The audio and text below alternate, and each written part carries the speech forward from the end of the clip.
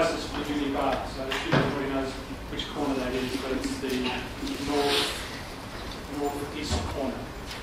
Okay, just a couple of things you might want to think about when it comes to your learning portfolio. A few things that sort of really captured my attention. And remember, the learning portfolio is an excellent opportunity for you to bring together the sort of the panel discussion with what we've been doing previously. And it really struck me how you could compare what Will Steffen was talking about last week with what Andrew Campbell was saying today. In many ways, the focus was very different and the scale was very different. Will was talking about a lot of more abstract data, while what Andrew was talking about was lifestyles and livelihoods right on the ground, very specifically. But it really struck me, so while the scale was very different, and Andrew was mainly talking about the last 200 years, while Will was going back sort of 400,000 years, but did you notice how similar the message was, despite the difference in scale and in focus? The key points that Andrew was mentioning were exactly the same thing that sort of Will was talking about, that sustainability is the challenge of our age. Andrew was even using the same sort of language as Will when he was saying that business as usual is not a viable option. That exact same language was being used by Will Steffens as well. And the idea that we need new thinking for this new challenge is exactly the same that Will was talking about as well. Another interesting, I think it was quite remarkable how similar what Andrew was saying to what I was saying, although we were using different examples. But Andrew was really saying, I'll quote him, "We're taking a long time in coming to grips with this ancient continent." When I was talking about bringing our cultural practices to European cultural practices and employing them on Australia, it's really the exact same thing that Andrew was saying here. When I was talking about those acclimatisation sort of societies that brought all of that sort of European fauna to Australia, I think Andrew gave some lovely examples of those animals just wanting to die in this country. Well, look, really, we've got to acclimatise our culture to the landscape and not vice versa. So I thought that was an interesting issue.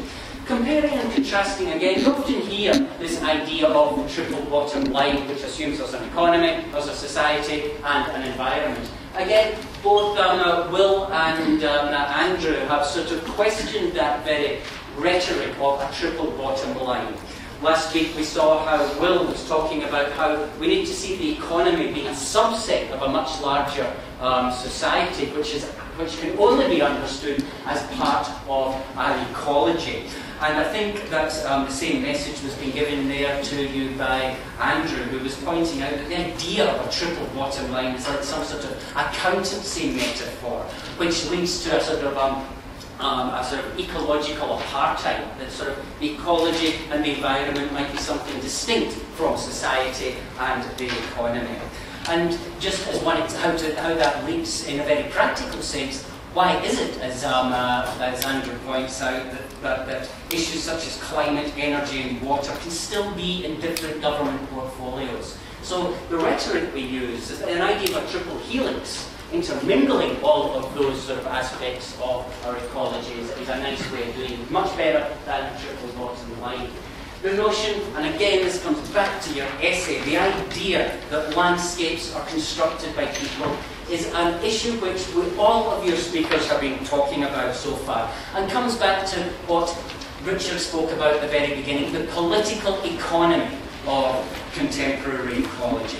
And I think another way of looking at the political economy of the environment is those questions that Andrew is using in order to unpack all of that rhetoric on sustainability. Everyone talks about sustainability all the time, but think of those questions that Andrew mentioned and link them to what Richard was saying about political economy. Sustain what, for how long, on what area, for whose benefit, and measured by whom. These are very important questions that are all related to sort of the political economy of the environment.